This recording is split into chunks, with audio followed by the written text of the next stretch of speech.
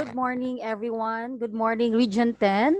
Good morning, Philippines. I would like to greet our participants for today from all over Region 10, but also our participants who are watching live now in our Facebook page. As far as Region 3, I've checked yesterday, we have participants from Bataan, from Laguna, and then we have from Region 9, Pagadian. And then, of course, now checking on our FB page, we have participants from Aklan. But of course, our most important participants for today are our faculty from the higher education institutions in Region 10. Of course, I would like to greet good morning to all members of the Technical Working Group for Flexible Learning in Region 10, from our member institutions. And of course, our greetings to our resource speakers for this morning, whom I will introduce later. Yesterday, Engineer Rogine Morcilia uh, talked about constructive alignment of our learning outcomes, starting with our program educational outcomes, and then program outcomes for each program or course, and then we have the subject or course outcomes, and then the intended learning outcomes for each topic. So it led to the discussion on redesigning. There's the need to redesign our syllabi, which which are compelled to do because of the new normal.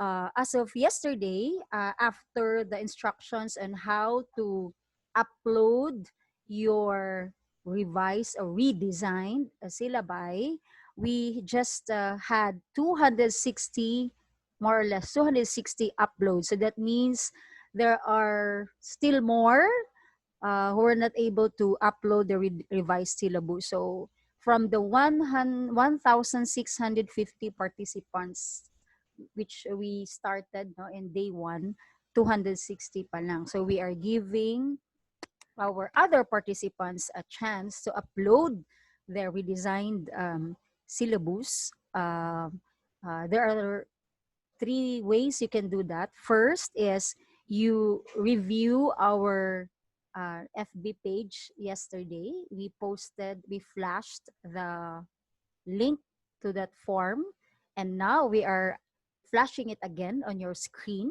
So can you take a screenshot on that para hindi na ma-miss out, so you can upload your revised syllabus in that form using that link. Or if not, you can check on the YouTube post. Our IT staff has uploaded all our presentations in the YouTube Friday and yesterday's presentation. There's a link there at the bottom where you can click, and then there's a link where you can upload. At the same time, there's a link there where you can access the PowerPoint presentations, because we have requests yesterday how they can have a copy, if they can have a copy of the presentation. So there's a link there in the YouTube. And then, but again, we are reopening we allow our participants yesterday to upload. So we are reopening the link for yesterday's workshop. So again, it's flashed on your screen. So our staff has given you the arrow there at the bottom of lower part of your screen. There's an arrow there, say YouTube. You can click the add file so that you can upload your revised syllabus. Okay. So yesterday, there were also questions on our chat box, both in the FB and in our Zoom meeting room.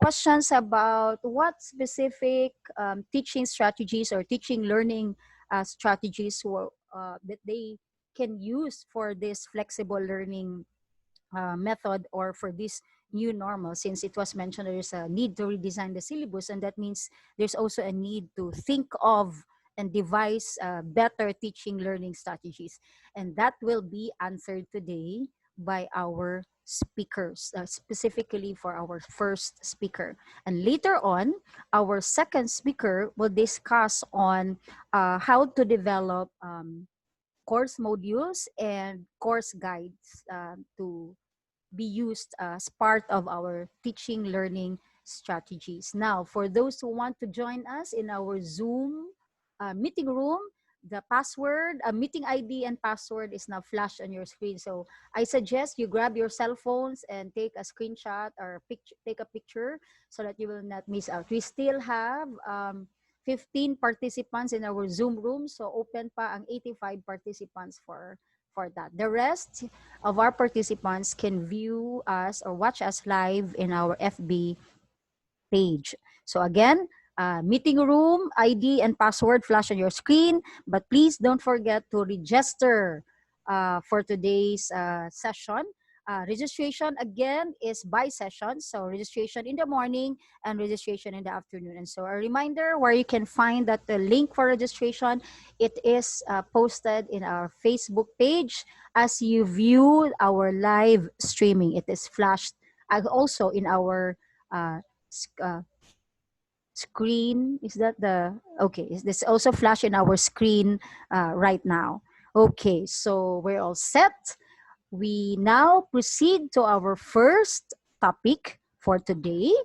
Our speaker is currently the Vice President for Academic Affairs of Capital University in Cagayan de Oro City. She is very involved with teacher education and was a national president of the Philippine Association for Teachers and Educators, or PAFTE.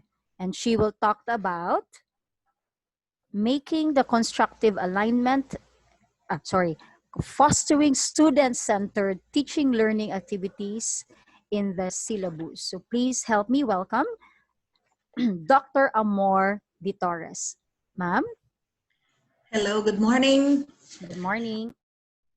Greetings to my fellow teachers, colleagues in this part of the country, in northern Mindanao, and everywhere you are. I believe we can only foster student-centered teaching learning activities if we know our role, especially in this new normal, and I call it online pedagogy.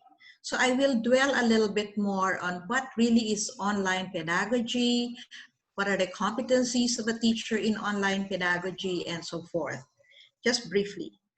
But the first question I'm sure you have in your mind, so we have these are the topics for discussion, online pedagogy. I'll dwell for a long time on student-centered teaching learning activities.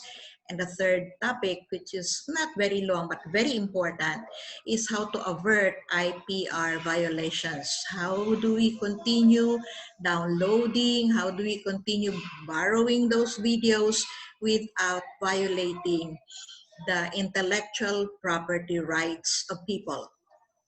Anyway, before we go on the first slide, I was thinking something is running through your mind, and sometimes even I feel this way. I ask myself, how can I, with limited time and expertise, create and develop an online course that students will love? It's not just anything. This is something that I really have to prepare for. So one, I have to make sure, just like anybody else, of my connectivity and my gadgets. But beyond that, I have to take care of my role as a facilitator of learning for online pedagogy. So I'm sure you would wish you had someone who could walk you through the steps in creating a course for online learning. Like I said, most of us have limited time and expertise. COVID-19 just came and we didn't know it was going to turn our life upside down. But on the other hand, I was listening the other day with Chairman De Vera of CHED. He was saying, somehow COVID has allowed us to redo our role as teachers to be able to give really what they should get. So let me start with the basic fundamental principle. An effective online pedagogy is one that emphasizes student-centered learning and employs active learning activities. These are not new terms for us, but more than ever, these are necessary. Let me go through the principles of online pedagogy, and this is taken from the book of Bill Pelz. He is a professor of psychology and an awardee of Sloan Consortium Award for Excellence in Online Teaching. And his book, My Principles of Effective Online Pedagogy. The first one he says is, let the students do the work, most of it. This holds true not only for online, which we think will happen because they cannot run to us anytime, they cannot raise their hand and say, I need you to re-explain or I don't understand. Therefore, even while we say the students will do most of the work, we prepared very well. And this is the direction we're taking today. How good is the material that we have given them so that they can do most of the work. As they say, teach less, learn more. Let the students do most of the work. The more time students spend engaged with the content, the more they will learn. I think we know that. The second principle, interactivity, is the heart and soul of effective asynchronous learning. You might say, okay, we start with connectivity, with our gadgets, with our programs, but interconnectivity is interaction. How do we propose to keep the interaction alive and open? It would be nice if as the students work on their modules, they almost hear you saying the lines that they read. In other words, we try to reach out to them. And so we try, this is how we tried at CU, we were saying, write a letter. Start by writing a letter because in the letter, you don't, as opposed to an activity card, for example, you are calling their attention. You would even call their names every so often, if possible. In other words, the interaction is very, very present. Okay? Face-to-face interactivity is good, but threaded asynchronous interactivity is great. That's what we're saying. So even afterwards, they realize, this is what I am supposed to do. And the third principle, strive for social, cognitive, and teaching presence. You might say, but precisely we are worried about the socialization part. No, because at this point, again, according to Pels, maybe because of lack of physical seatmate, maybe because they are isolated, they'd feel they like to learn more about their classmates. How? By probably listening to them, reading their posts, being one with them when they ask each other. You cannot stop the students from asking each other, even from a distance. And so that's how the social presence, the cognitive presence, and even the teaching presence, uh, compensated for. Don't worry about teaching values. Like I always tell my teachers, your comments in their requirements or even tests, uh, if they are not only good, very good, let's stop doing that. That's why it takes a while to communicate with them, because we'd like to write something that encourages. We'd like to write something that make them feel that they are not alone there if mistakes happen, or if they don't have the facilities, the resources, we're still going to help them. So the social presence is very important, and I think as teachers we know how to deal with that. So that's the principles of online pedagogy. Now let's go to the next slide, which talks about the 10 best practices for teaching online. I got this from a book entitled Survival Guide, Simple and Practical Pedagogical Tips by Judith Bocher and Rita Mae Conrad, written in published by Josie Bass Books in 2010. Does it say? Number one, be present at the course site. It did not say physically, but the course site. So like when we prepare the course guide, for example, your heart and soul is there. You can imagine your audience, you can imagine your students, and so therefore your style makes a difference. Number two, create a supportive online course community. What does it mean by a supportive online course community? That your instructions are very clear. They know when to submit, they know where to look for materials, they know what your expectations are, they know they can call on you anytime. In other words, they are very, very clear, supportive materials that make them feel, "Oh, okay, even if I'm alone at home, I can do this because you're just one phone call away or one text away," as you were saying. Number three, develop a set of explicit expectations for your learners and yourself as to how you will communicate and how much time students should be working on the course each week. Again, this is repetitive, but if your course guide is very, very clear, then there is no room for ambiguity, no room for, "Oh my God, I don't know how to do this." Because of course they will say, "I don't know how to do this," but as they read on, things get clearer that they can handle, they can learn how you plan them to learn. And that's why sometimes also when we talk of providing them course guide, we'd like to start with weekly course guide. Why is that? Because they like to feel what happened. Am I doing it correctly? Did I finish on time? So all these things are necessary. Number four, use a variety of large group, small group, and individual work experiences. We'll discuss this more later when I present, I think, 26 uh, instructional methods for active teaching learning. Next slide, please. Number five, use synchronous and asynchronous activities. It doesn't mean that they are alone, they'll only be by themselves. Every so often, kindly put together some materials where they all are ready to come. They can have a Zoom meeting with you. They can have the materials that they are ready to share with, not like before when they go to class and they're called to recite and they are embarrassed because they are not prepared.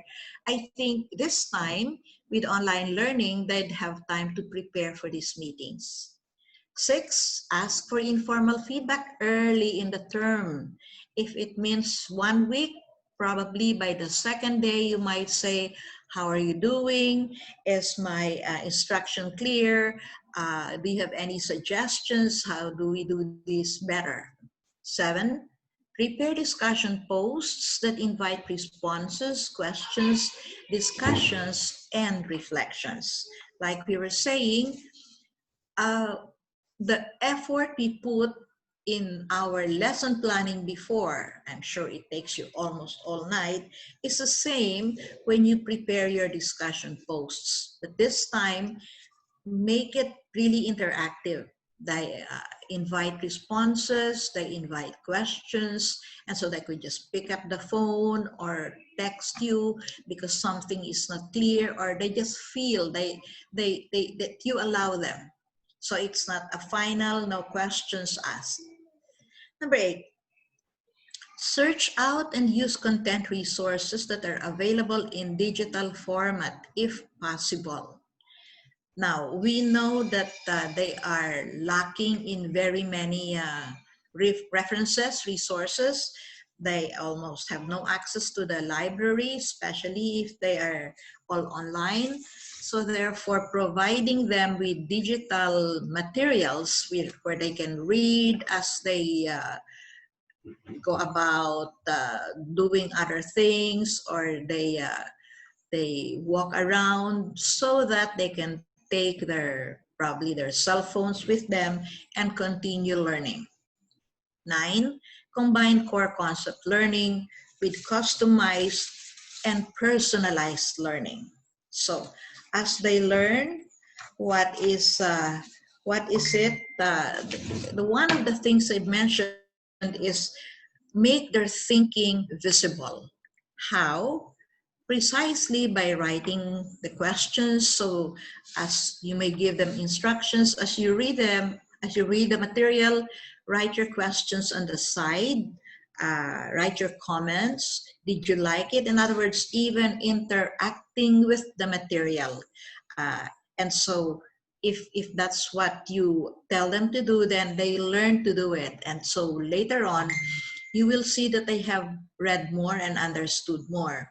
One of the concerns in this online learning, particularly for the freshmen, um, is their reading proficiency and English proficiency, because the materials will probably all going to be in English.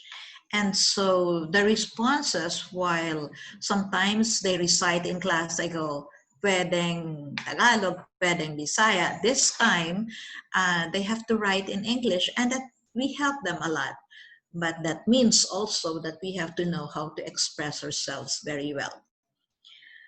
Okay, and finally, number 10, plan a good closing and wrap-up activity for the course. Don't just end with final exams like how we used to do. Maybe see that the subject that you have prepared, the course that you have prepared, is something worth remembering. So probably in another format, a song or a drawing or a poem, you will ask them to write down things that I have learned.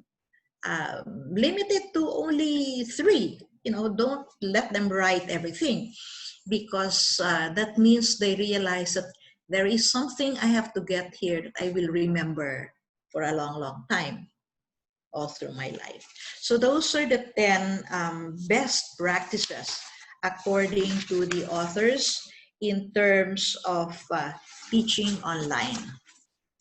Let's move on to the online teaching competencies. The next slide, please. All right, there you go. 1, communication skills. 2, technological competence. 3, provision of informative feedback. 4, administrative skills.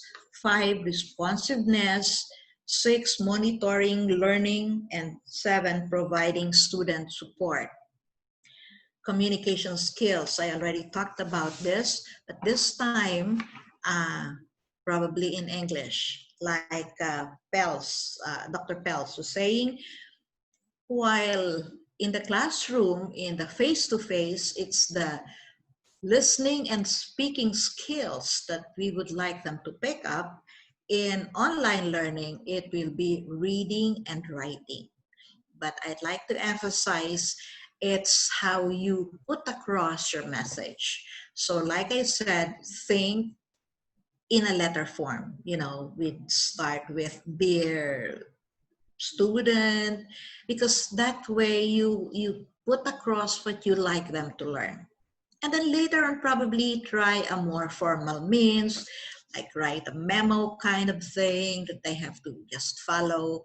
But again, it's the ability of the faculty, of the teacher to communicate. And you know that communicating is not only from the mind, it's also from the heart.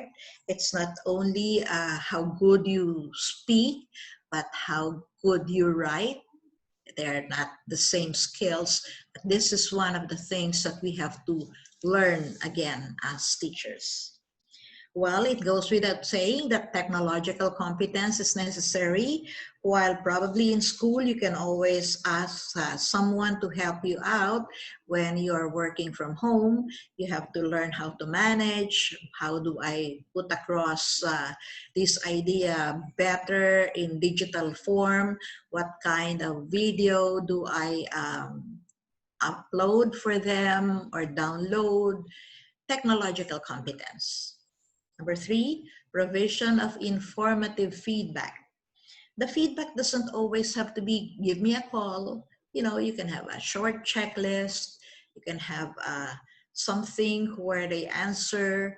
This is like a quiz after a lecture because you needed the feedback to find out if they are learning, if they are picking up what you would like to let them know.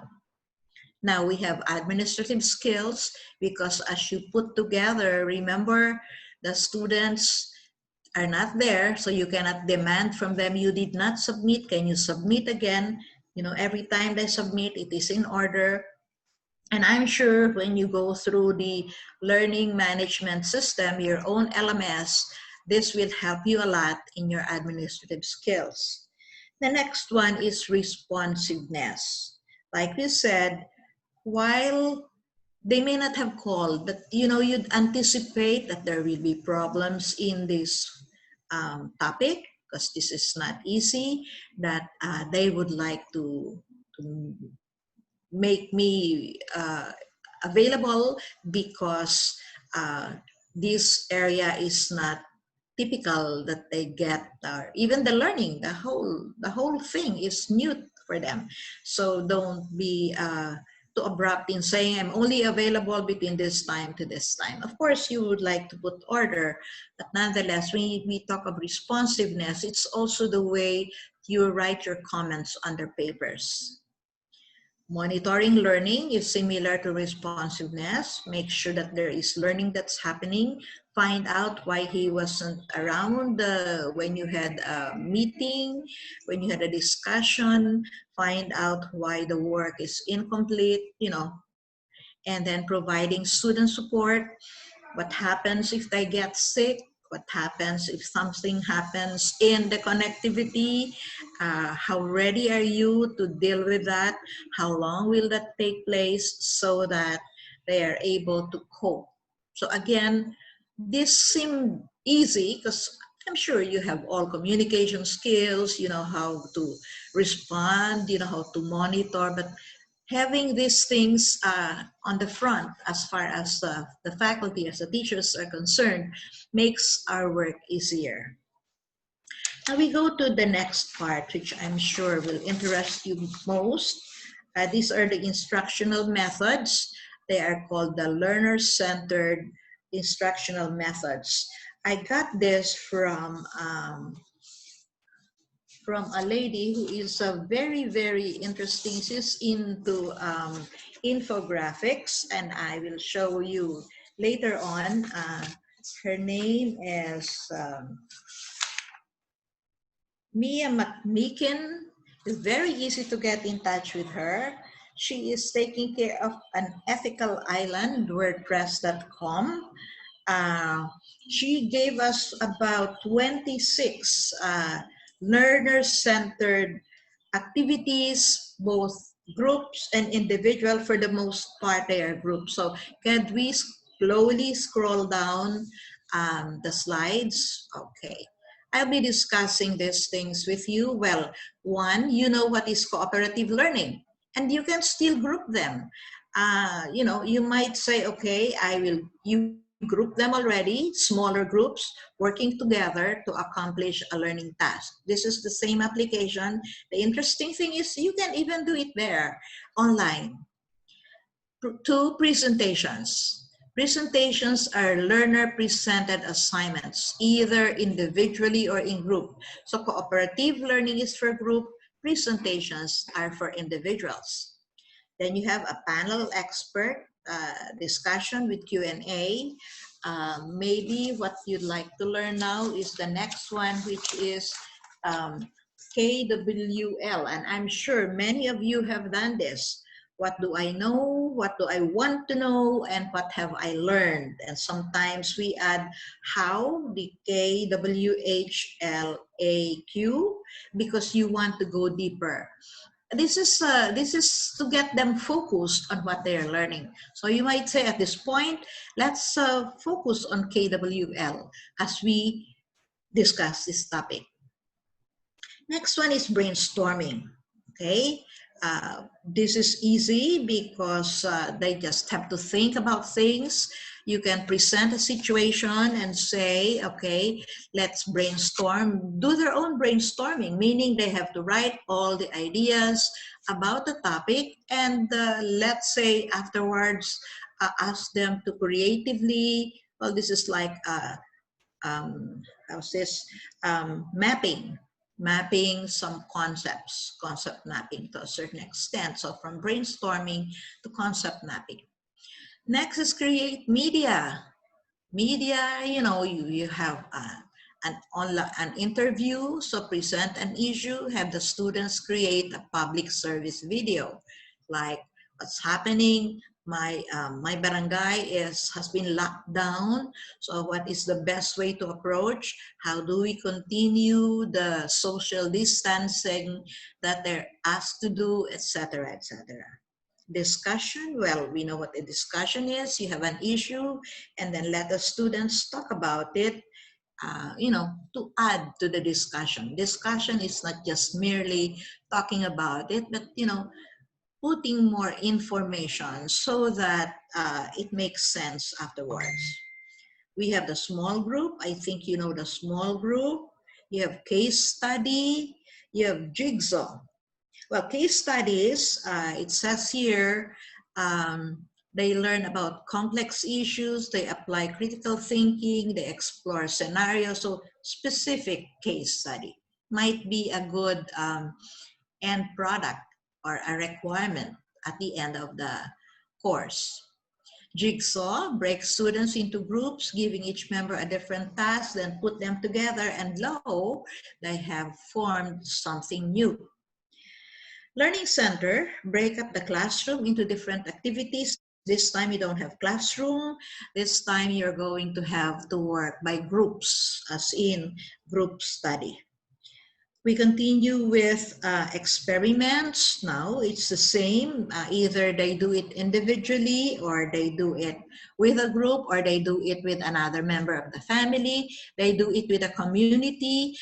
This time, your four walls are not as enclosed as before. They are around. They are at home. They are in their neighborhood. They are in the garden. They are so.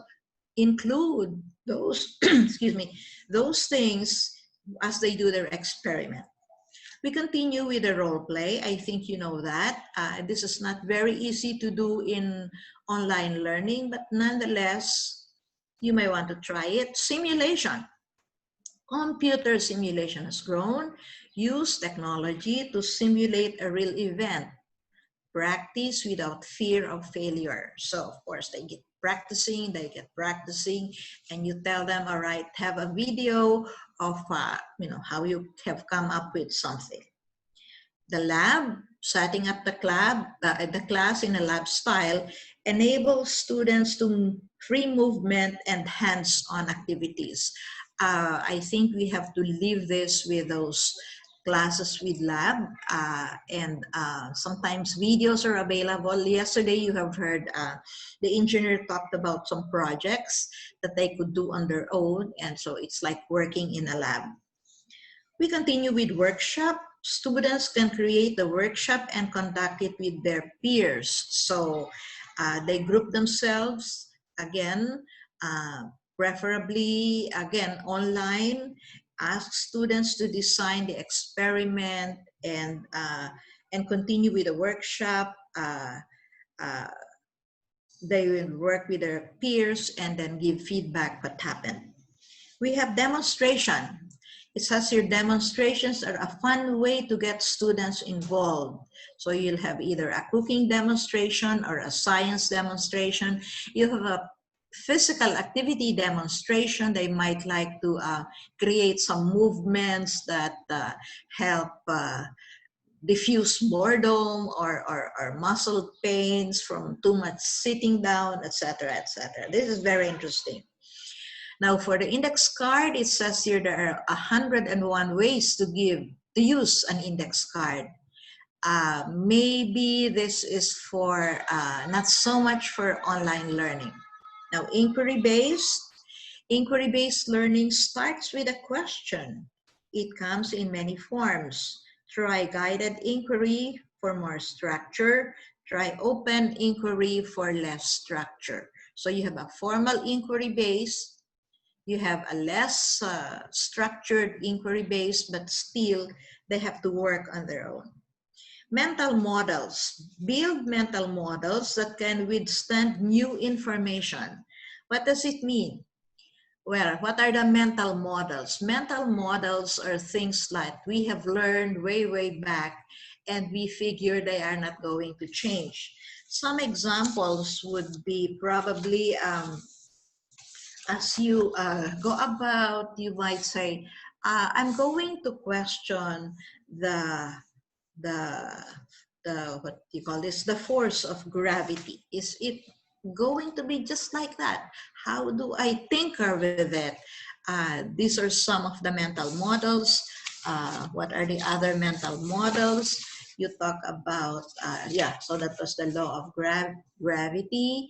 Then we have the law of diminishing return. How does it happen? In other words, let them look into mental models that we have been so used to. We have classical conditioning. How are they going to redo that? And I think this will be very good in physics classes or similar programs. Next, we continue with project. Well, of course, you know that. Let's go to problem-based learning. Problem-based learning seeks to solve problems. It might be a part of a problem or it is the problem. So you can have a big problem and then chop them into smaller problems so that as they work on their problems, very much like a jigsaw, they can put together the solution to that problem. Discovery. Discovery can be broad or narrow in scope. Some discovery learning allows the learner to choose a topic and explore. This is probably good for writing. This is probably good for purposive communication when nothing is so fixed and then they go on their own. We have the Q&A. Of course, we already know what is Q&A. So it'll be nice if every so often you can tell them, write your own questions and write a fixed answer as you listen or as you read. That is very interesting. So you have probably a full chapter to read. Start by doing a Q&A on the materials that they are reading. Well, of course, social media. Social media, was it effective? Why didn't you get an answer? Why didn't they pick your material for broadcast in the radio? Why did they ignore? Because probably it is not very effective. So again, use social media to effectively share a message. So they start practicing. Of games, we have a lot of them. Competitions, they abound. And the last one that we have written down here, let me yeah, what happened is okay, a debate. Again, you have a written debate. There's nothing wrong. Okay, I like to call your attention. Can we scroll up the screen to see Mia McMeekin a little bit more? Okay, I'd like you to take note. This is the author of these 26 um, teaching learning activities that, I think if you can only get 10, you have enough. But there goes her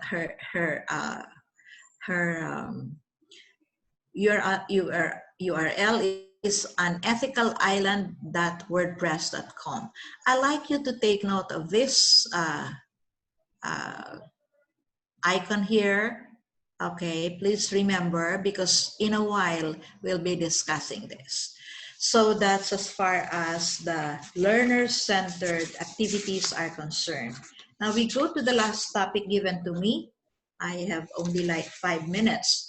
And this is averting IPR violations. We already talked about intellectual property rights, that it is under RA 8293 of 1997. Now, how do we avert?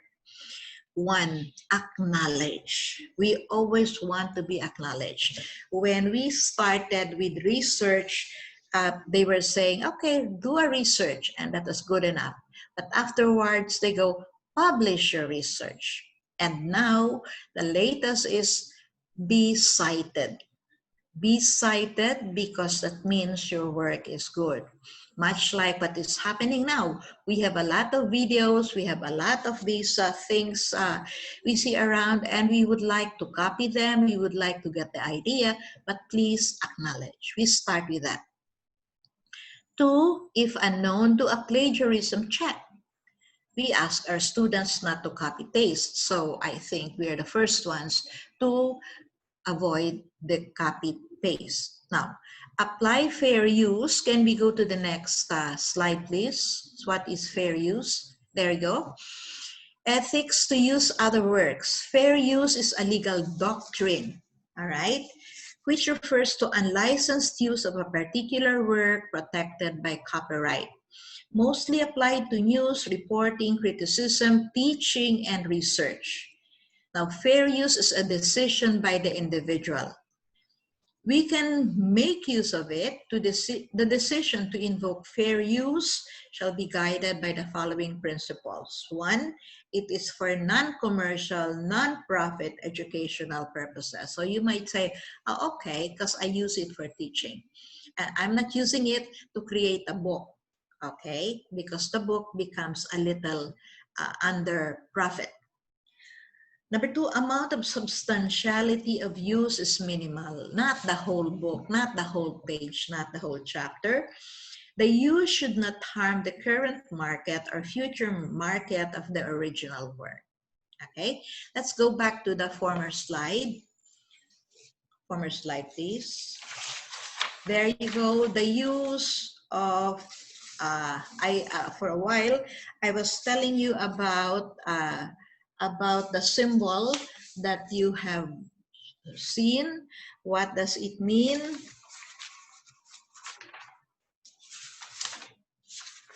Hold on, sorry. Okay.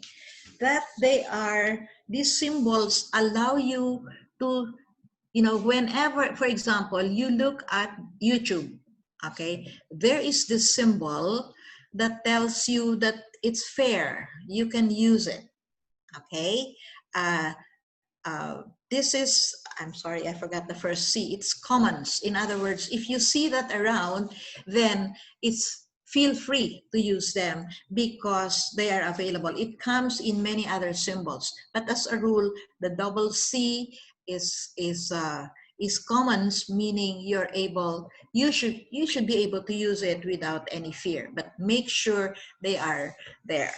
So finally, I think that's my last slide, and that's my references. And so thank you very much. I hope you are now ready to embark on student-centered preparation of materials. Creative Commons. Thank you, Seni. Yeah, these are Creative Commons that are available to most of those people who would like to download materials. Thank you. I hope I made myself helpful to you. Have a good day. Thank you very much, Dr. Amor de Torres, for the a very informative presentation on a variety of teaching learning activities, as well as an introduction of to make sure that the intellectual property rights of the authors or owners of our educational resources are protected. So for questions on Dr. Amore's presentation, we will reserve that later after the presentation of our second speaker, okay, during our open forum. So without further ado, allow me to introduce our second speaker, who will talk about guide development for flexible learning and teaching, specifically course modules and course guides. She is has earned her undergraduate and master's degrees at the University of Science and Technology of Southern Philippines, formerly MUST, where she graduated with a bachelor's degree in industrial education, major in mathematics, and a master of science in teaching mathematics, respectively. She earned her Doctor of Philosophy and Education in Xavier University, Ateneo de Cagayan. She was part of the Xavier University Center for the Advancement in Teaching, or SUCAT, for 6 years. She has conducted numerous seminars, workshops, and advanced research statistics, assessment of learning methods, test construction of all types, research-based teaching strategies, to name a few. Some of her recognitions include an award from um, XU ABC Magis Award for Outstanding Administrator in 2012, Outstanding Alumni in the Field of Education in 2015 from Pilgrim Christian College. Currently, she is the director of the Center for Innovative Teaching and Learning, or CITL, of the University of Science and Technology of Southern Philippines. Ladies and gentlemen, please help me welcome Dr. Amparo Vidua Dinagsao. Ma'am? Good morning. Good morning. I hope everything is clear and coming clear to you, Ma'am Amapola. Yes, you're clear. Your presentation is also clear. Thank you very much. So this morning, we will discuss about writing the course module and the course guide. And I'd like to thank Mama Moore, our colleague from Capital University, who gave us a vast list, no, of teaching learning activities, which we are really going to consider when we're writing our module. All right. So this is going to be our outline. So I'll talk about a little bit on flexible learning so that we have some sort of leveling of how do we really understand flexible learning, what does it look like, and all that. And I'll have a little definition uh, from based from our Republic Act on distance education, and why is it connected with flexible learning, and then some principles that we're going to use when we are preparing our course module, and and then we'll move to writing our course module. What's the format? What should we put in our course module? No? So, so basically, just to give a background, of course, our situation in this pandemic forces us to consider other means of delivery of instruction. But as we have already emphasized, campus may be closed, but learning must not stop. No, and when we are preparing this distance education or this flexible learning and this different mode of delivery of our instruction, we will really very big consideration are the situations of our students. We have students who have no problem with internet and gadget. We have some people, some students who have gadget but without the connection, and then we have students with connection or with gadget but without connection because their area may not really be reached by some signal, and we have these students who have really no connection at all, no gadget and nothing. So these are things we need to consider when we're planning for our flexible learning, no? But maybe we have to agree first that we have to accept that nothing we do in remote learning will be the same as in-person school. So tama na po yung debate na mas kada man ditong face-to-face and all that, because really, nothing beats that, no? But this time, we have to do something because we are already in this situation where we cannot risk the safety of our students as well as of our faculty. So for flexible learning, so what we're seeing is that there's no face-to-face classes, no residential. You can have, of course, face-to-face, but there's a computer, no? So there's no residential or in-person classes anymore.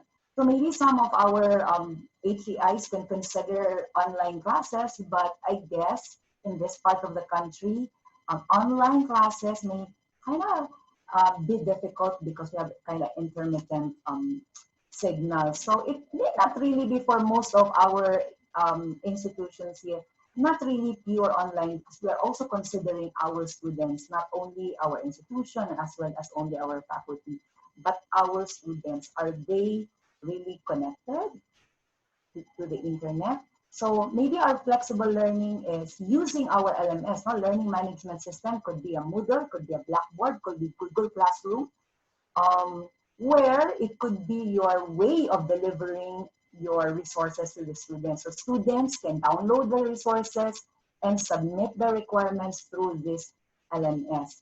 And in this flexible learning, since wala na tayo in front of our students where there's a quiz and you're looking at them, and then you can also consider, you can proctor, no? And so because we're not there anymore, maybe there's a need to look into assessments that are authentic and performance based, no?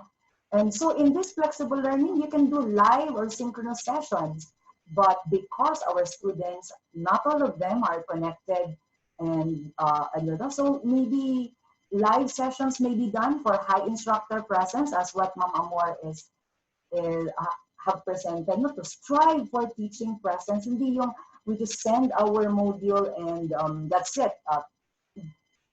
You're not even heard. So again, for an effective flexible learning or distance education, they need Doc to, Amphi, yes, may I cut you for a while? Your presentation is now blurred. Pixelated po ang imong PowerPoint. So can we exit the screen and exit, maybe okay, reshare? okay, Medyo na pixelate po. okay, because it's okay from my end. There's also a little interference sa mic, ma'am. May hum sa mic. Is this okay? Is that better? Can you Yes, ma'am. Gakawala gid siya, ma'am. How about this? Mabasa ra siya, ma'am. Okay. Sige po. I'll just get back to that, ha? Is this okay po? I'm seeing, let me see some comments from our participants. It's unclear. It's unclear? Yes, Amphi, it's unclear. Yeah. Is How it, about is share? it because of the host? No, ma'am. Clear man sa How about send na lang kay Mark, then Mark can deploy it or what? Yes po. Can I be the one to share the screen po? Be the one to, can you email me the presentation po? Okay. I'll forward, Marka. Okay. So while Doc Amphi is sending her presentation to Sir Mark, may I just be allowed to share with you the open educational resource, which is a flagship project of CHED lately. Doc Amphi, may I be allowed to do that part? I'll share my screen for a while. Wait for a while. I stopped the minute.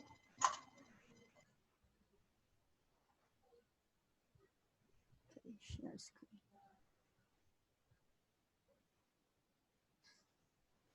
Okay, so is this visible? Sir Mark, is the screen visible? Yes, ma'am. Okay, so I would like to share to our participants that CHED has embarked on a project specifically for the uh, flexible learning methodologies or topics. So CHED has launched 2 weeks ago the Field CHED Connect project.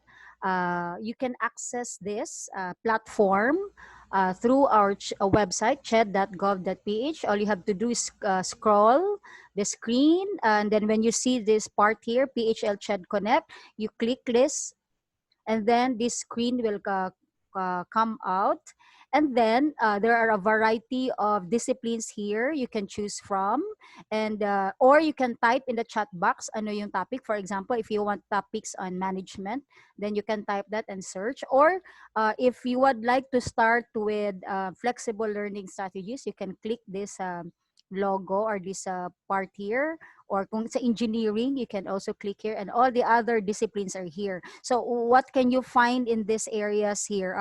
This contains higher education materials in various formats. May mga PowerPoint slides, PDF forms, may mga videos, even open access books, no, where you can read the contents that are very useful for teaching and learning and for research activities. And this is not only materials coming from higher education institutions or partner agencies in the Philippines, but also in other countries. So, for example, mag-click ta ng isa, no? Flexible learning strategies. Since Dr. Amor de Torres has presented to us various teaching learning activities. So, you can see here, this column here, the various disciplines where you can see that there are already online educational resource where you can read or access. For example, sa agriculture, there are 61 resources already. But aside from that, there are already post sample of the resources posted on this side. Ay may mga description na if it's a book, if it's a PowerPoint, if it's seminar content of a training or a seminar, at saka yung mga details kung sino yung author and from where and from what country. So it's already there. So you can just click it, and then you can use it as part of your resources in your teaching learning activities. So I hope pwede ninyong magamit ito. Okay, so for this time, we'll ask Sir Godfrey, are the slides of Doc Amphi ready? Sir God? Not yet? Hindi pa ready? Okay, so while they're fixing that, I would like also to remind everyone that all participants who have registered in our first day, you are already registered in our learning management system. So currently, 2 schools are hosting for us to use the LMS, namely University of Science and Technology of Southern Philippines, or USTP, and MSU IIT, or Iligan Institute of Technology. So we are using their server for our LMS. So lahat ng nag-register noong day 1 are now registered also in our LMS. So for this afternoon's asynchronous workshop, you can submit that now in our LMS. Okay, later. Okay, you can submit your workshop output in our LMS. But all day 1 registered participants are requested to check their emails for details on how to access the LMS. Remember when you registered in our first day, one of the item requested for you to type in is your email ad. So kailangan ninyong basahin ang inyong email for the instructions on how to access our LMS. So right now, we are ongoing ang ating registration for day 2. Is this day 2 or day 3 participants? And since there was a question on whether they can still submit their day 2 workshop output, yes, you can. As instructed earlier, we reopened the link to the registration of yesterday's workshop so that you can upload your workshop output. Okay, yung redesigned syllabi ninyo or syllabus. Okay, so Sir Gad, are we ready for Doc Amphi's presentation? Yes, yes. Yes, so I'll exit now my screen. Okay, for a Thank you, while. Ma'am Ama Paula. Okay, no worries Thank you po. for your feedback. We sent it through Zoom. So even if it becomes blurry, maybe some Okay, have their own tracking. it's clear na po this time. Thank you. Okay. Thank you so much. This is a challenge, no, when we do our classes. So again, I was into how do we view, no, flexible learning? In consideration of our students, maybe our faculty may do live sessions or synchronous through Zoom, through Facebook Live, through a messenger. However, since our students do not have, not all of them have that connectivity, our faculty may record that, no? And so that our students will be able to view your discussion, your feedbacking at the time when they have the opportunity. And of course, because of this situation, courses may need to be redesigned to focus on non-negotiable course outcomes. So may we go to the next slide. Next slide, Sir Mark. Thank you for the assistance. All right. So just click, Sir Mark. So distance education is a mode of learning in which students, get back to the previous slide, please. Previous slide. So basically the point of the distance education is that there's a separation between students and teachers, no? And that it has to be student-centered and guided independent study. Let me just highlight that, guided independent study. So we don't meet now face-to-face, no? So therefore, we have to make use of well-studied teaching and learning pedagogies, and that the delivery of these materials should be in various media. So why are we considering this? Because flexible learning is, so the distance learning is a modality of flexible learning. And so we consider the principles as well of distance education. So now that we are separated, what will students hold? What will students see? No? What will students deal with? Or what will they, what will replace our face-to-face interaction would be our module. So may we proceed to the next slide. Therefore, there's a need to prepare our course modules.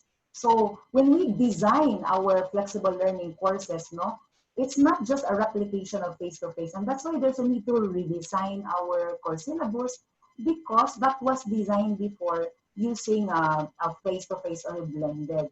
So we need to also provide an equivalent experience. Remember that we did not change the curriculum. We also have the same program outcomes, but this time different delivery. The activities must also encourage interaction.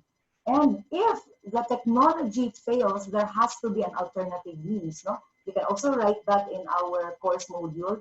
What happens if the learning management system cannot be accessed, or there's an error, or there's a bug down of something, no? And of course, when we are now designing our flexible learning course or our subject, it involves creating modules. But these modules, the content should be in digestible pieces, because again, this will be what our students will get hold of, diba? So let's proceed to the next. So how do we design now our flexible learning modules? First, in distance learning, the physical presence of the teachers is replaced by the learning material. Remember that in our classes, we're the ones who will determine what is to be learned, and we also provide information.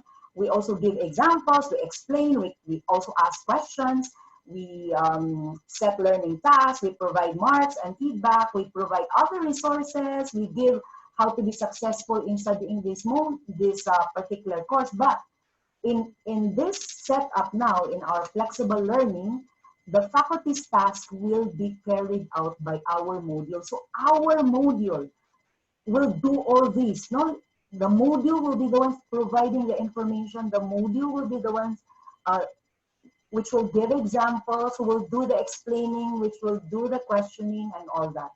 Okay? So it's important that we prepare a module that really is more conversational. So how will we and where will we start? Next slide, Sir Mark.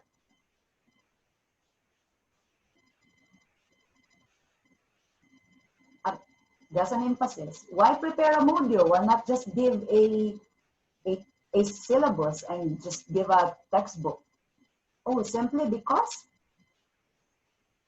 there is really no teacher presence anymore. We make our presence felt, but of course, this is remote learning. And so the textbooks usually are designed for face-to-face.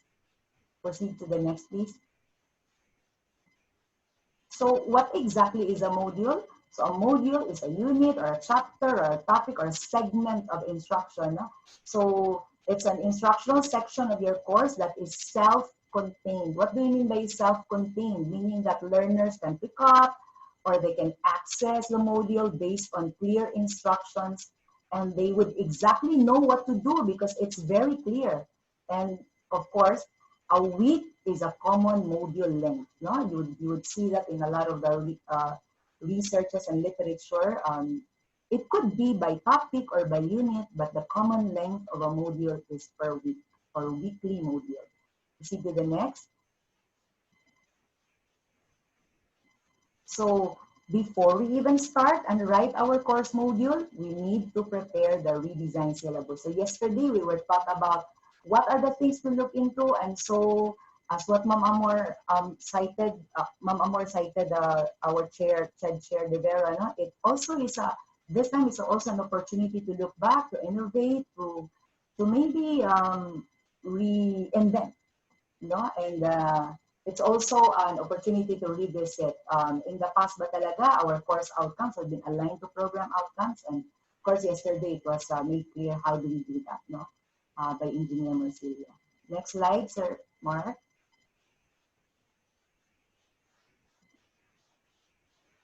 So that was an example yesterday. How do we cross-check? Just an emphasis lang po that when we're writing our course outcome, we can revise because that's within our control as faculty. We can actually create our revise our course outcomes because we're considering flexible learning.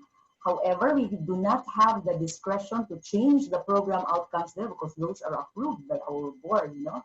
And so, and also we're not changing the list of the subjects because we are not changing the curriculum. We're just considering another delivery mode of our instruction. So maybe this is an opportunity to cross-check your course outcomes, and if your subject or course says that this particular program outcome should then be demonstrated, should be enabled in your subject, or should be introduced in your subject. That's why you have the IED there. No? Next slide. So the constructive alignment should be very much considered. So that's why we begin with the revisiting the revising or redesigning your syllabus. So the course outcomes. So we have written our course outcomes. We have already considered the assessments, and then what would be our teaching learning activities. Next slide.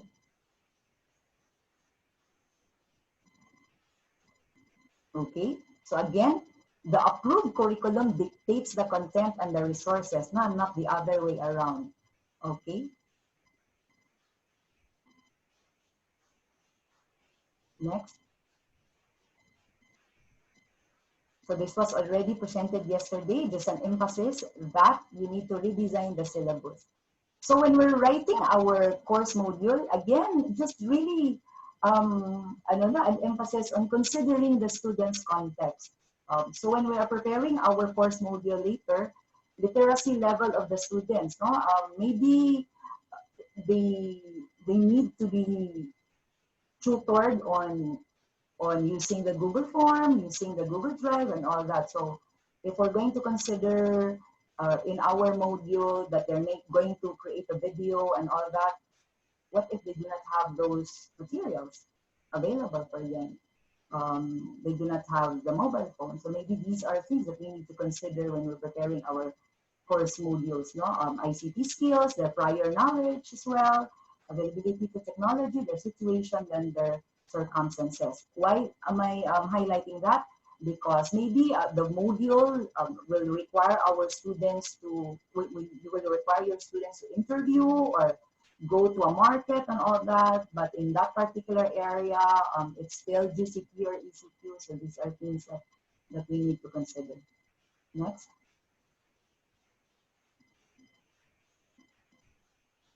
Okay, so again, when we structure our module, it has to be logical. No? The steps reflect occupational steps, no, for some of our disciplines, and then they also consider prerequisite knowledge, and logical meaning that it is from basic to advanced,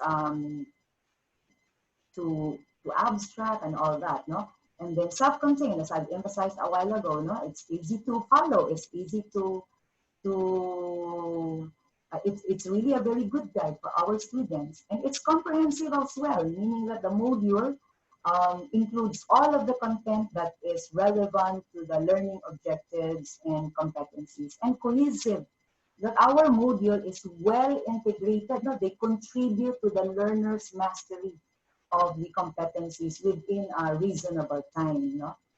Next slide. So when we structure our module weekly, has to be this. So let's maybe consider weekly, but of course your institution may decide on some other structure, like per unit or per topic and all that. But this is usually, when you read in literature, weekly is more manageable from our students. No? So these are what is in each of the weekly module. So say, for example, week 1, it should include course details, or the weekly module number 1, the ILOs. It should include introduction and rationale, engaging activities, and presentation of new materials. There's an opportunity for students to do exercises, to practice, to apply, and then there has to be assessment and some additional resources. No? So in every module. But let's discuss a bit on each of those. What are we really going to write in each of those? The next slide. But before I proceed to the next, what we're going to write in each of those parts, we are sending you, if you request, a sample course module template and course guide that you can, your university, your institution, your college may have. You can email us at citl@ustp.edu.ph. I'd like to acknowledge my colleague, the center head of CITL of USTP, Mr. Narvasa, for preparing this module. No? So you can, we'll send this to you. Looks like USTPs, but we already design it so that you can also just put your name of your university. So we'll place there, put your logo here. So our staff can also send you this copy. No? Next. So the course module, next, and the course guide. Okay, so you can have your copy and then a template. Okay, so in each of the course module, what will be in each of the course modules? So we have the course details, no, the weekly module number, so that it's easy to follow. And then after that, we can write our ILOs. Hinahinay lang, Sir Mark. I'm still in the previous slide. Okay. Remember that in the syllabus per topic, we have intended learning outcomes. So in this part of the module, we have to also include that we have to write and be clear with our students what they're about to demonstrate, okay, in this particular week or at the end of this module. So that you have to write the ILOs, okay? And of course, for every weekly module, we have to put introduction or rationale. So give an overview, ask students, or you can also ask students to take a pretest. That's part of the of the overview, the introduction, no, and the rationale. So this is also acknowledging prior knowledge of our students. So what's the next part of our weekly module? Next slide. Then you can also have the engaging activities. No? So in this part of the module, give preliminary activity that sends a message that there's something in it for them. No? Why do they need to learn the material? So write an engaging activity there. So you can have space where you can also ask a question or their prior I don't know, so their prior knowledge on something, no? So provide the motivation in this part. It has to be engaging, as what Ma'am Amor have emphasized kanina. The module should also be interactive. There has to be an interaction between the student and the module as well. So in this part of the module, provide the motivational bridge. This will provide bridge between prior experience knowledge to the content that they are about to learn. Okay?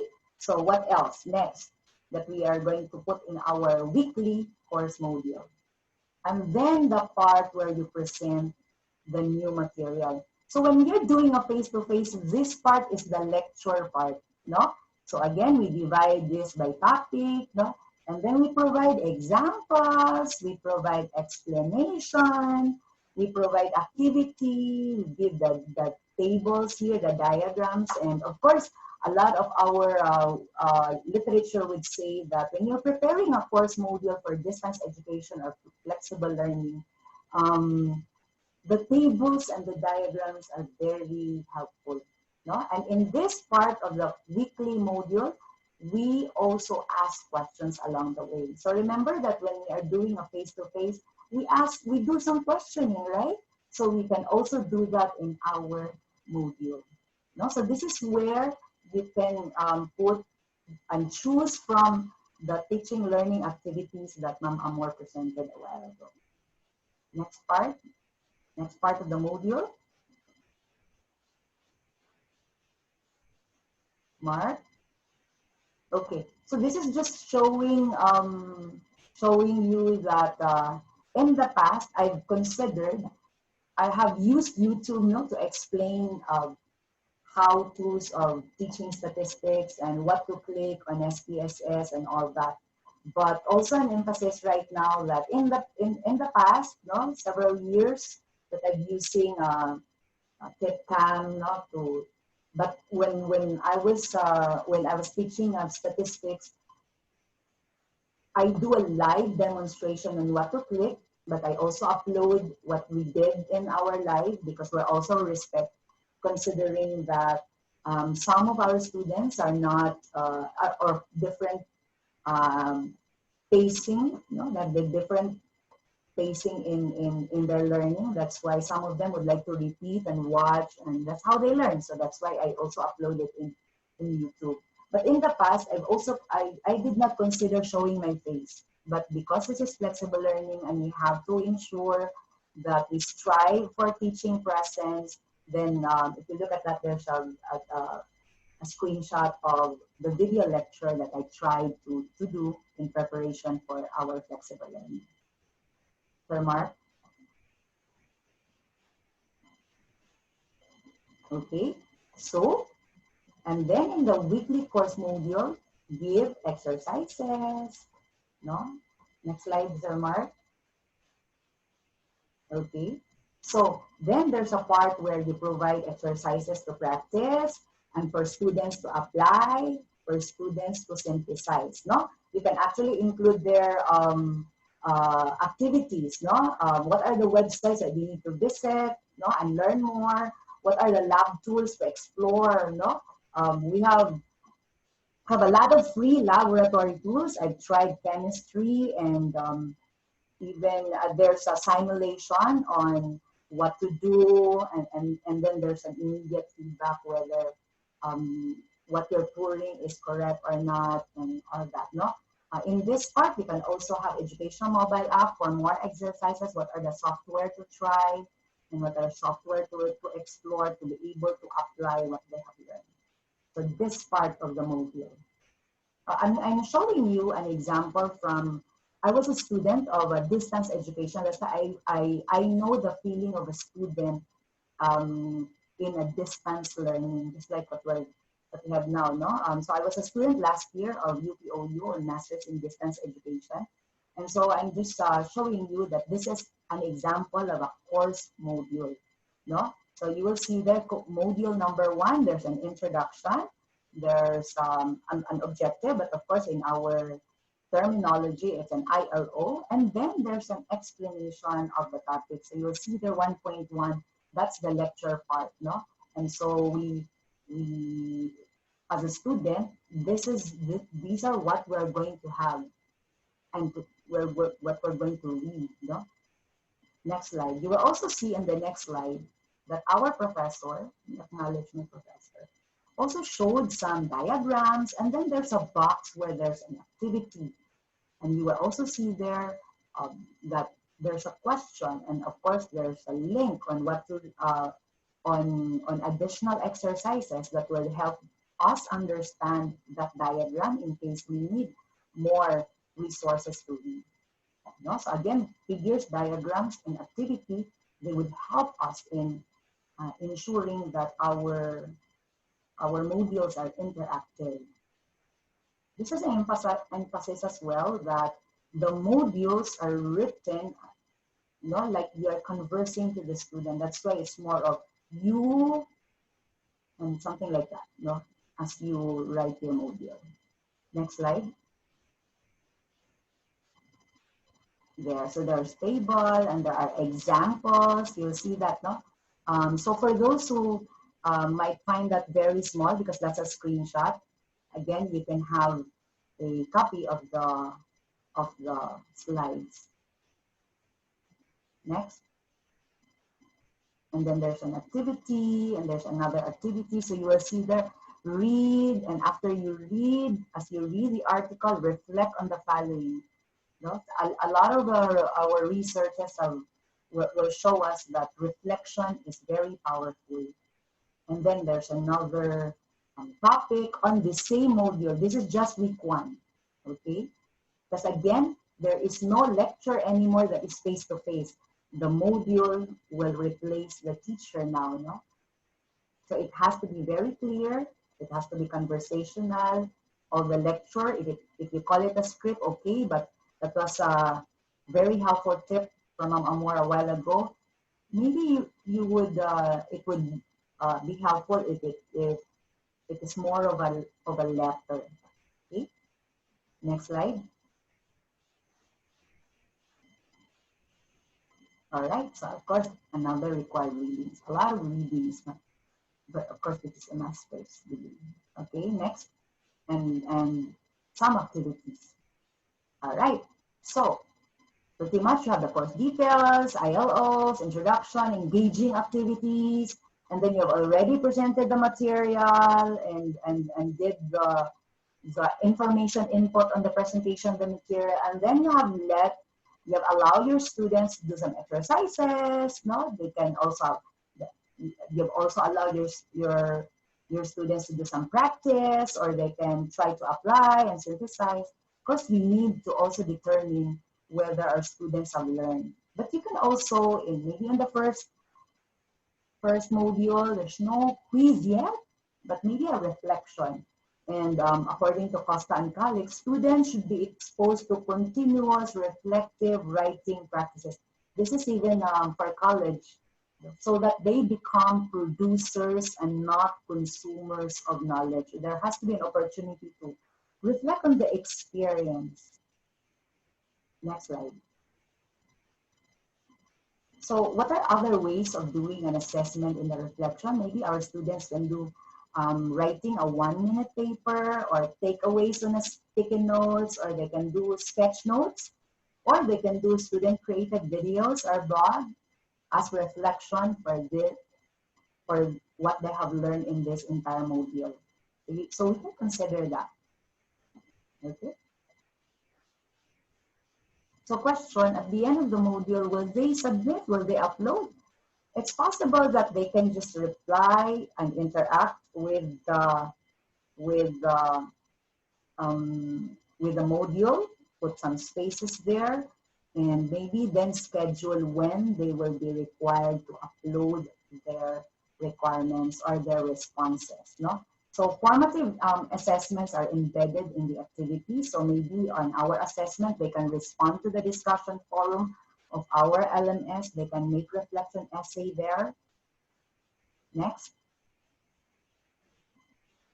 So in this part, in the assessment, be very clear. Are they going to create designs? Are they going to create a material? Are they going to submit a creative project? Are they going to design a diagram or develop a program? Has to be very clear, no? Next slide. So in this part of the module, next slide please, provide students a complete guide of their assessment task. Again, allow me to repeat that that you are not there anymore to clarify. So our assessment guides should be very clear that our students will be able to follow exactly what we're asking them to demonstrate to us. Next slide. Okay, so we also provide other reading materials and resources on the part where there's additional resources. So these things you can put the contents in the template that we are sending you if you request. Okay, next. All right, so what are other materials that you can consider? Commons. So you can also go to UPOU Commons, and these are materials we can use that it's okay to use, and of course with proper acknowledgement. You know? Next. So they are open educational resources. Next slide. Just showing you, this one is from the Commons, but there are several materials that you can see from education to entrepreneurship to health sciences that UPOU is sharing. And I believe there's also commons or learning commons from Ateneo de Manila as well, and several institutions willing to share what they've prepared. No? Next.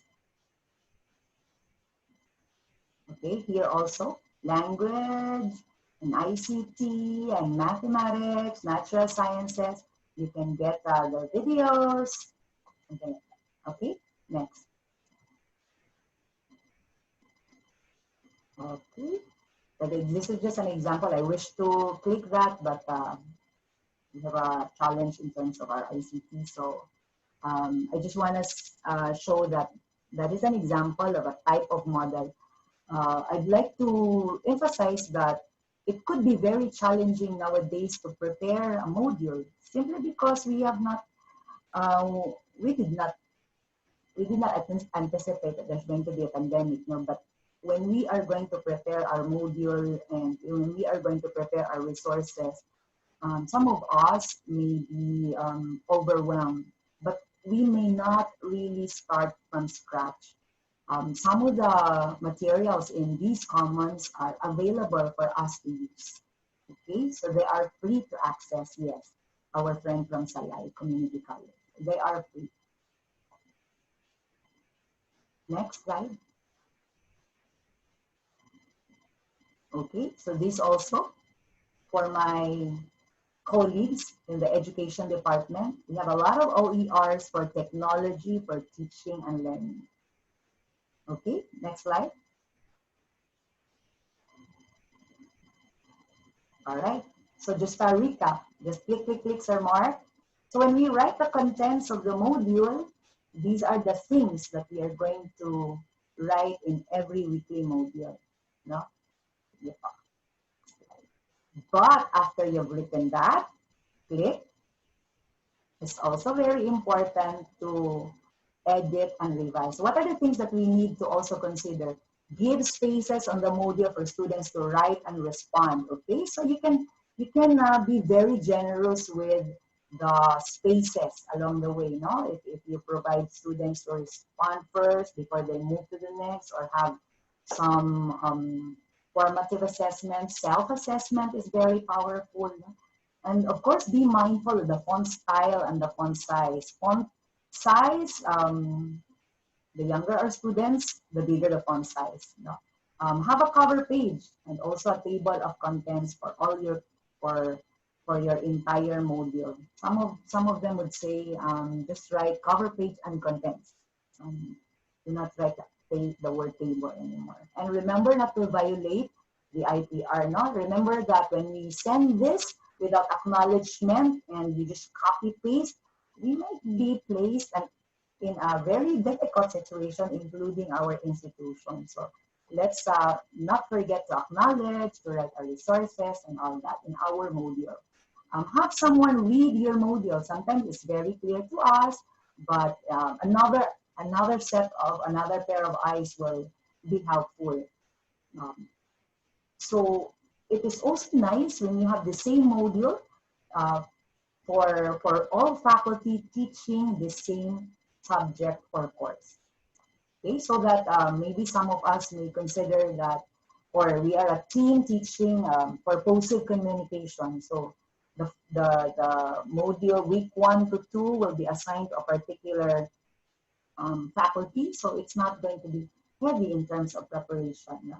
And so for some of the universities, they have the editing team or a quality circle that would look into the module.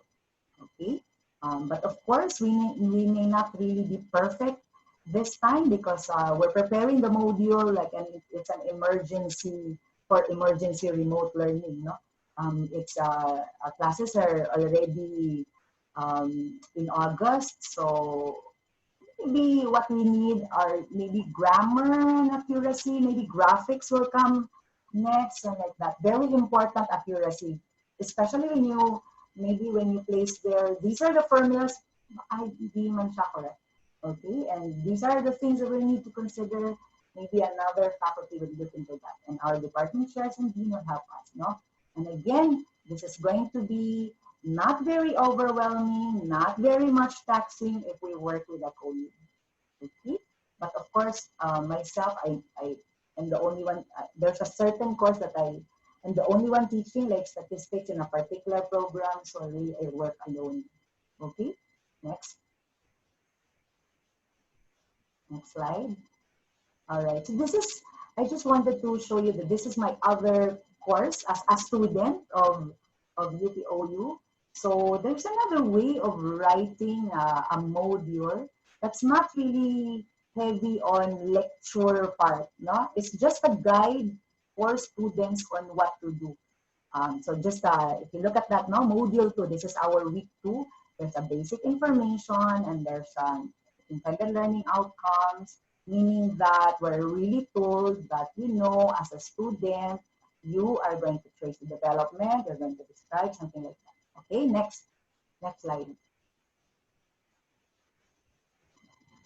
Okay, and then if you look at that, the activities are just number 1, download and review the guide. Number 2, browse the module. And then read this, resources to read. So what I'm trying to say is, you might want to consider this way, especially if you're new in writing the module, that you are going to tell the students at this particular week, respond to the quiz, do a self-assessment, read this particular website, download this PDF, and then respond to it. So it's just a reorder on what students are expected to do. Next slide.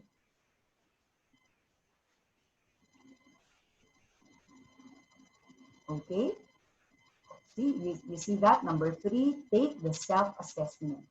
What I like about this is that the self-assessment is not part of the grade. But we do read. Nakakahiya naman, no? Na self-assessment. Makita na siya atong mga professor. But it's powerful. It's powerful in terms of you're able to determine whether you understood the concept. Okay, and then you notice there, number 4, participate in the discussion forum. So in the learning management system, We can put there in the discussion forum the questions. So that would also be our way or a replacement or another way of doing a class recitation. Okay? But our students, considering their connectivity, that can be asynchronous. Okay? Next slide.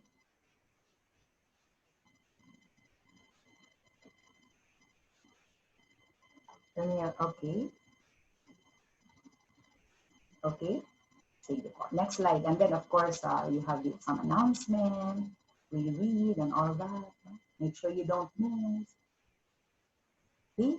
What we wanted to also emphasize in this part is that if you have a module and you have a performance-based assessment, meaning you have a capstone project, assessment should come with an assessment guide. It has to be very clear. Remember that this is what the student will look into. So our assignment, I was a student here, our assignment or our capstone project for that semester is do a creative project. Click, please. But in this guide, it's clear. Click, please. It's clear what percentage of the grade will be considered here. Next slide, next click. Look at the task, okay? And then our professor says, you are going to do a creative project. But there's a definition. Because we can offer, what is a creative project? So a creative project for clarity. Remember, things have to be very clear in the module, in flexible learning. Click, another.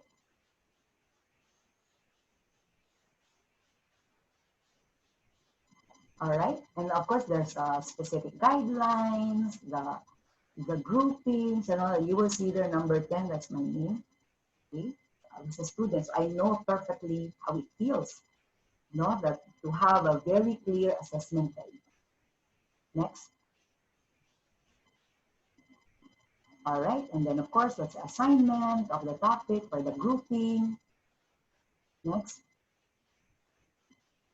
So we can also do this, even if we're doing a flexible learning, we can also develop 21st century skill on collaboration and teamwork. We can also teach our students to work in the Messenger as well as in the Google Drive, using Google Docs, all that. So, and then of course, in this assessment, there's this clear expectation. What exactly are we going to turn in? Next, click, please. And then what is the advice from our professor? Structuring, what exactly is the output and what exactly will the product look like. Okay, next slide. Okay, and very important, the due date. And there's a time. Anything submitted beyond that is considered late. Or sometimes in our learning management system, we can block, not allowed to submit anymore, or if they upload in our grading feature of that LMS, the faculty will see whether that one is submitted and of what time, And then of course there's feedbacking and we're also given rubric. So very, very clear. Next slide. Oh, so this is the look of USTP's module, course module, okay? And of course, there's peer assessment. I will talk about a lot of the ways for the new normal and assessment on our next webinar, okay? Next slide. Okay, so that's the look of the content modules. I wish to share, but we have a limited time of what is the module that I prepared for my class. Okay, next slide, please. Okay, every course module or your course modules 1 to 18, if you have week 1 to 18, for some of the universities and colleges, they consider that the first part of their semester will only be for first few sets of the subjects or courses. So they have week 1 to week 9. But in all those modules, there has to be a course guide. The course guide shows the way, it shows the way, it ushers the student on how to be successful in the course. Actually, this is suggesting to the student, even if they're going to submit on week 5, that at least on week 2, they have, they have read this part, they have done this, because again, they would download all the resources week 1 to week 18 or week 1 to week 9, and then they would read, they would do all the activities and all that, but maybe you will only schedule every 2 weeks to meet live, every every 3 weeks for submission of something. Remember, because we are not doing an online learning, it's a distance remote learning. So schedule the submission. But it is not a requirement to really be connected 24/7. So when you schedule that the submission is every 5 weeks or every 3 weeks, you are also in the course guide, you're going to help out the students that at least on week 1, they have read this already, they've responded to this, they've done this activity. That will actually help them as they move through the course. Okay, so next slide.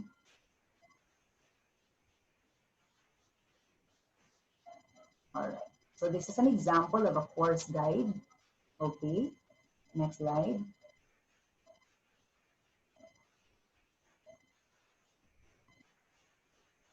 Next slide, please. Then there's assignment, what it looks like in some of the modules. Next slide.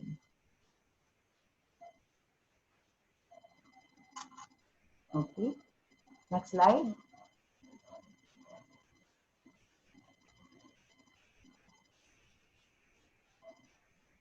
Okay, the assignment, the project, and the course guide should include um, your contact details. So in the course guide, you will also here, no, you will see that there's week, and then what are the topics here, what module are they working on, and what exactly are the activities there. No? Just a description of the activities, and then you have, of course, the course mode, the course materials. Here you have the course outcomes, because this is a guide, no? But what I like here is this part, no? Please write your welcome note here, so that there's I don't know, a creation of rapport with your students. So what I do in that part is I write, dear students, welcome to this research statistics class, something like that. I'll show later if it's not going to be pixelated. Okay, next slide. There. Okay, so what I do in this part is I have, dear students, welcome to a wonderful world of research statistics. And then this course intends to acquaint and at the same time equip you with the working knowledge of something. And then you go from at the bottom. Of course, I tell them the focus of the course. And for some of you are already anxious since you have preconceived ideas of what the statistics. I want to assure them, no, I wish to inform you that our class will not be heavy on math skills. It is understood that they're not expected to be statistician. So what I'm going to assure them is that they're just going to learn what tools, how to interpret. It's not really on deriving why the ANOVA has M over something. It's not that, because it depends on your students' context. No? If they are a math major, then maybe I'll do that. But usually for research stat, my students are language, from the language department, from the education, from SPED. So they need the statistics and the skills for that to decide on things. No? Next. Next slide. Okay, so this is the look of a course guide. Okay, then you write the course requirements, is the grading system, some important reminders, maybe what will students have to do to succeed in your class. These are values, not a good terms. And then, of course, instructors' details, so that our students will get the message that should they have difficulty, should they have clarification, that they can contact you. So usually write all my contact details from email to Messenger to Facebook to Twitter, and of course my mobile number. Next slide. Okay, so I think that's it. If I may share, maybe if it's not pixelated from my end, I can share. Okay, let me see if I can. Okay, so that's an example of a course guide from my professor. So you will see. Medyo pixelated siya. Talaga, no? I think coming from my end talaga, no? So anyway, I will share that. Okay, so even this one, Sir Mark? Yes po. Okay, so maybe that would be it. I hope you were able to get something from my sharing. Thank you very much. Thank you very much, Doc Amphi. That was very detailed and informative presentation despite the glitch in the technology. So I think now we can proceed to our question and answer portion. I hope Doc Amor is back on screen. Okay, she's here. So we have, oh yeah, you can ask for our participants, please uh, give your questions or throw your questions by typing it in our chat box, both in the FB and in our Zoom presentation. I think the first item here that I'll ask, it's not really a question, but many of our participants are clamoring where they can have a copy of our the presentations of our speakers. For those for today, Doc Amphi, sa Zoom room natin na-share na ni Doc Amphi yung kanyang PowerPoint. But for those who are in our Facebook page watching the live streaming, you can access it in the LMS later. Again, if we are already registered, no, since day one, we will be posting that there. If not, you can go to our YouTube post later on for all the presentations since day one. They will be post. They are posted, and yung kay Ma'am Amphi, Doc Amphi will be posted. So that's it. And then and again, there were repeated requests on how they can go back to the registration yesterday so that they can upload. So nagbalik-balik na ta sa atong reminder, but it's good that they keep on asking. So we be reminded.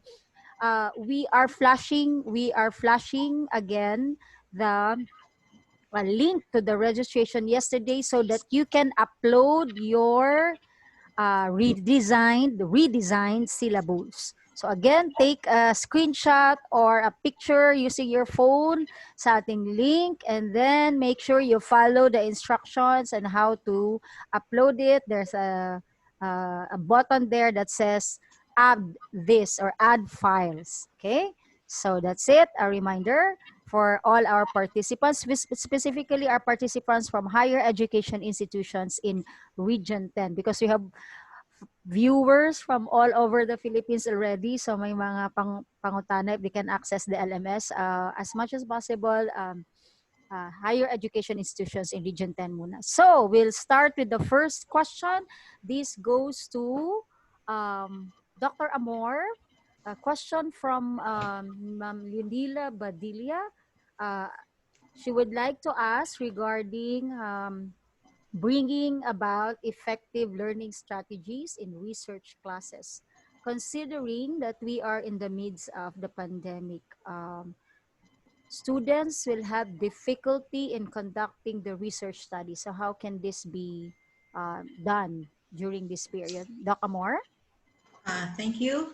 I think Dr. Amphi actually talked about it in a way, but we have to be creative, but we have to provide materials.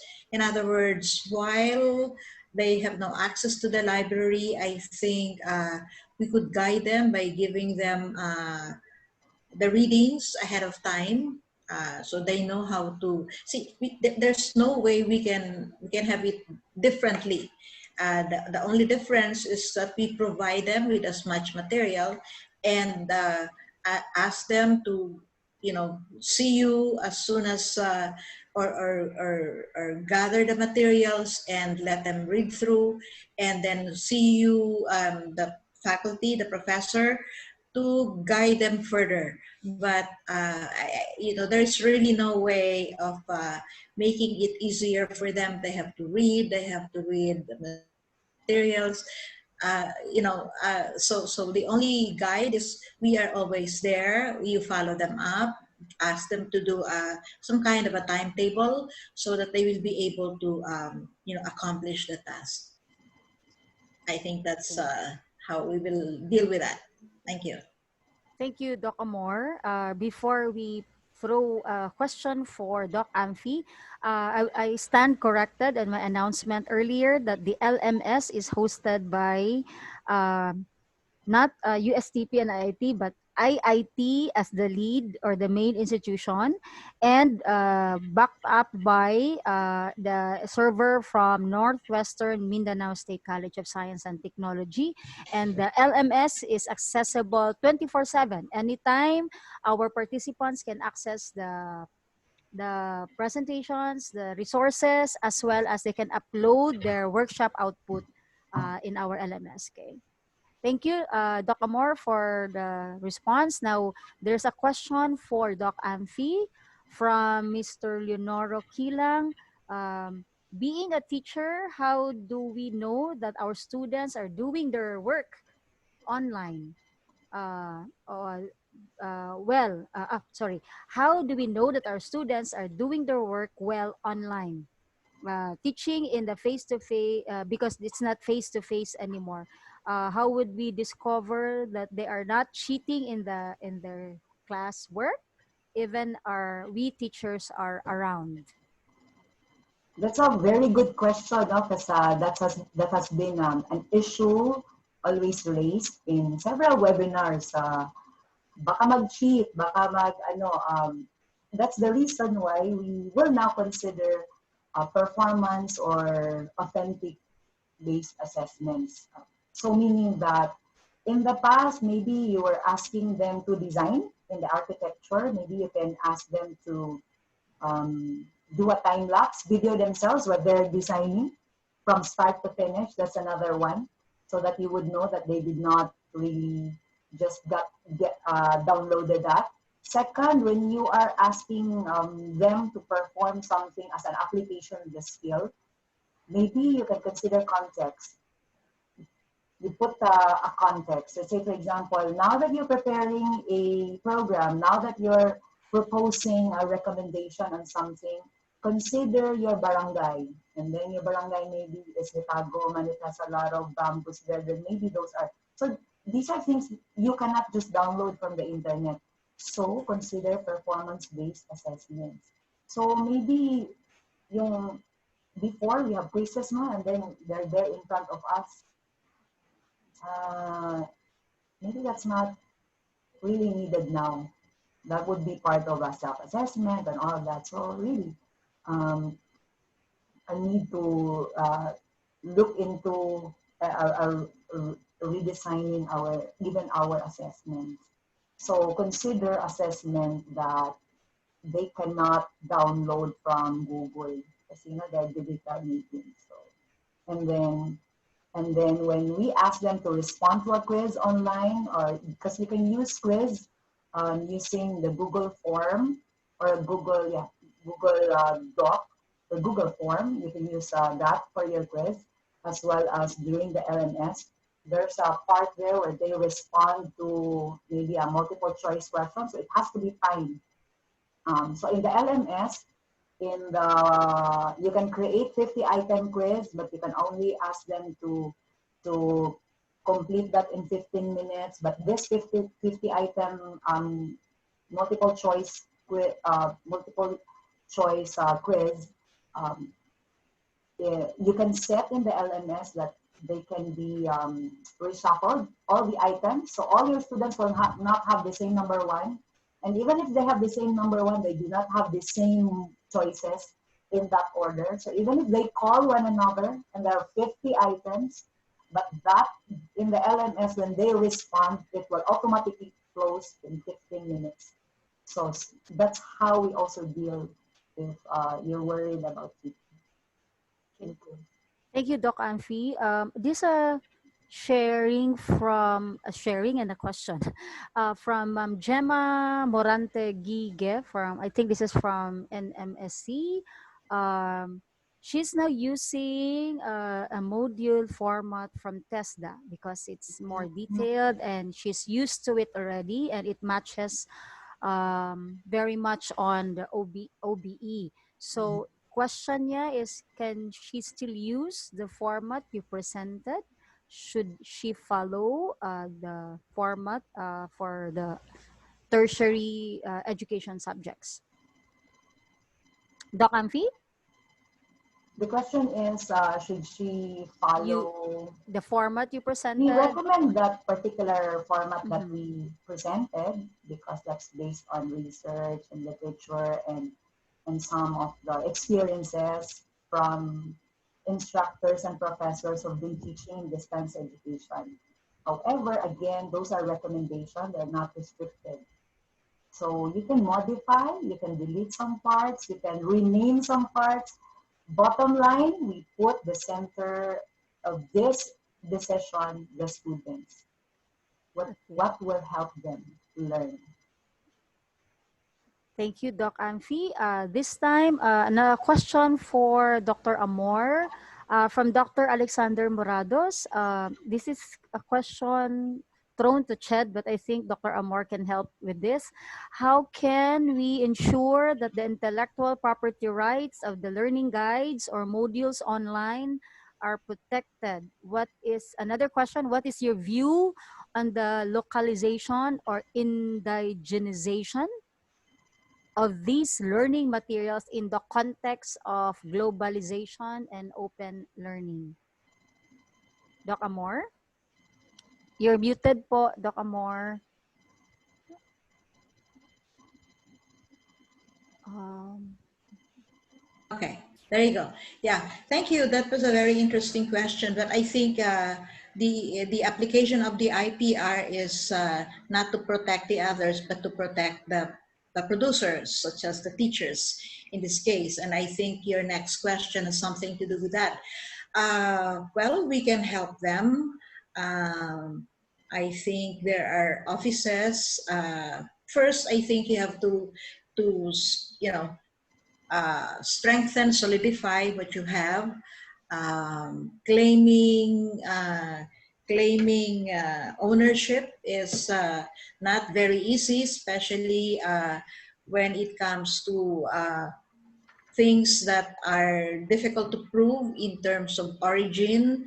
So probably we have to do some work uh, to look for the real honors or I mean I think that's the direction you're taking. How do we ensure now that our modules, for example, which you think may be very good, are protected? You could start by in your university or in your college. They are supposed to have an office. I think it's necessary this time to help them set up some guidelines in terms of ownership, and then someone to help you get it copyrighted. All these procedures, they're all available. And maybe later on through CHED, we can help them get this set up. This is part of the TWG's project, so we can make it available and easier for us to comply. Now, your question on indigenization is very important, because now more than ever is the time for us to show what we do have. Yeah, I'm sorry you have been citing a lot of works from the US, from the East. simply because they were ahead of us. If you notice, the materials we're using did not come, they came like in 2010, and we consider them recent for the subject matter that we're into.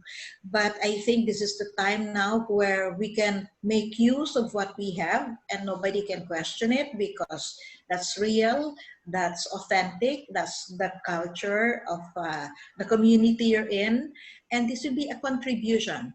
And maybe that's another area that DWG at this point could help uh, set up, at the same time, an intellectual property rights office that looks into how to prevent the violation, at the same time help safeguard what we have, in fact, to the point of having them patented, if it's a patent that's needed, or copyrighted, things like those. I'm glad you remember those things, because it's about time that we take care of our own culture, we take care of our own materials, of our own, Philippines.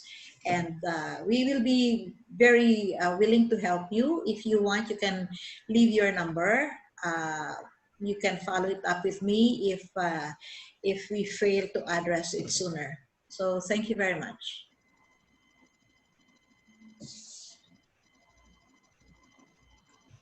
Thank you, Doc Amor. Okay, so yes, this is the user. What's this? For the LMS. This is for the link for the LMS, but you have to check your email for those who have registered already. During day one, you can check your email for instruction on how to access our LMS. So this was shared to us by our LMS in charge. Now, we can accommodate two more questions. Okay lang, Doc Amor and Ma'am Amphi. There's another question is this from Taguluan Community College, from Chris Mar de Los Santos. He said this is somewhat like a replication of the detailed lesson plan for college, but with peculiarities and must be well organized. What if students will ask for a copy of the modules and not working hard to appear via online, especially in schools like them, no? Because they're in a government school? What can we do about that? And then a related question to that is if we can modify the format of our modules to suit the consumption or for the consumption of our institution. What are the elements that we should consider to retain or to retain? This is for Doc Amphi. Thank you. I think that came from Sir Clarin on our Zoom. No? I like that because after all these things, what are the things that I need to remember that is in that weekly module? Just three things. If there's anything that you need to do not to revise. One, outcomes. Tell them what they will learn, what they will demonstrate at the end of this week or that particular set of module. Tell them. So meaning write the outcome. Because you have to inform them that at the end of this module, you're going to tell them the outcome. Next, tell them. That part is the input. Tell them the output, what they're going to learn. Tell them the input. And then determine whether they have learned from what you told them, which is assessment. So if there's anything, outcome, the input, and then the assessment. And then what was the first question? The first question was, it's about our students and their responses. So that will always remain as a challenge. And that is something that is beyond our control. But let's design our module such that it's also interesting, such that it's also considering their context, such that it's also considering their usefulness. So maybe we're also going to consider that there are graphics there, there's color, all that. Remember that hindi naman natin sa kaiba. Okay. So maybe the videos. I also read that students learn more when they see and watch a video of the concept rather than reading it. Okay, so you may want to consider a PDF as well as a video. So videos that you're going to consider from YouTube, please review them. There are a lot of content, but they may not be accurate. Concepts may not be correct. So the faculty who is an expert in the field should be able to review before you recommend it to our students. Thank you. Okay, thank you, Doc Amphi. Our last question will be for Dr. Amor from Ian Paul Saligumba.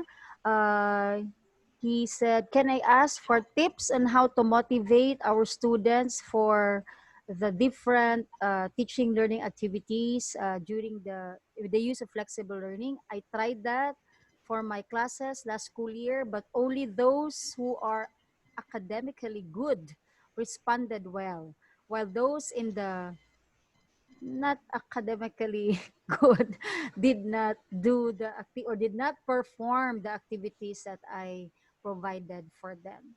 Doc Amor? Wow, that's not easy because I think all of us, you know, encounter these types, and that's a challenge. Ian, that was very interesting, meaning you are very observant of your students, and that's number one. Because if you're not aware, then you just won't care. So probably you have to uh, do something like a differentiated approach, they call it. Like this one needs a little bit of encouragement at the start, probably the same letter, as it were, could be written differently, uh, challenge them right from the start. In fact, I think this is a good opportunity for us to be a little bit more personal. Even after the course guide has been prepared, there is normally a cover letter. And if you are going to have the same students, then address the person you know that he is not academically inclined, but challenge, encourage, and maintain that kind of relationship. After all, I always tell the teachers, the interaction in the classroom is so much about content. It's so much about relationship. Because in the end, we don't go out and apply for a work carrying my modules. I present myself. I know how to you know how to behave, as it were, how to be professional. So I think if we focus on those non or abstract things, as it were, they get across. Values are not taught, they are caught. And so I think the challenge here is, how do we get it right from the start? uh, Very difficult. I don't think I have a pat answer. I don't think anybody has. But we start with, how much do we know them? Because after we know them, then we give, what we think could help them learn better. I hope I answered your question, Ian. Thank you so much, Doc Amor. And as much as our speakers would love to answer all the other questions, but we don't have time. We only have 2 hours this morning. But I think if you can still post your questions, Doc Amor and Doc Amphi will answer them through our chat box. For the meantime, before we end, there are things I would like to remind our participants that we are in our third day of our training. We are almost to finish the unit 1, because there are three topics for unit, no, not three topics, but three modules for unit 1, and we are on day 3. Okay, still under syllabus redesigning for flexible learning modality. And in the afternoon, we will have our workshop. So you need to construct your own course guide and course module. Utilize the open educational resources, and make sure that you can avert intellectual property rights issues. Make use of the teaching learning strategies presented earlier by Doc Amor. And of course, if you can follow the format presented by Doc Amphi, it will be much appreciated. And our schedule, by the way, just to remind our participants that we don't have schedules on Wednesdays. We have a rest day. So we go for our schedule on day 4 on Thursday and day 5 on Friday. That we will be proceeding to Unit 2. So again, webinar lectures will be in the morning and workshops will be in the afternoon, because there are some who are still confused with our schedule. And this schedule was posted in our Facebook page on last July 6, and will be posted in our LMS. Okay, so I think that's for now. Thank you very much to our speakers. Silent round of applause for our speakers today, Doc Amor and Doc Amphi, for sharing your expertise. And of course, our participants for the active presentation. We have seen participants as far as Cotabato already. Kulang na lang Batanes. Thank you very much. And welcome, of course, to our participants from other regions. Thank you very much. And hope to see your uploads. Can I ask Sir Godfrey, our IT expert, to share a flash on the screen again, the link for yesterday's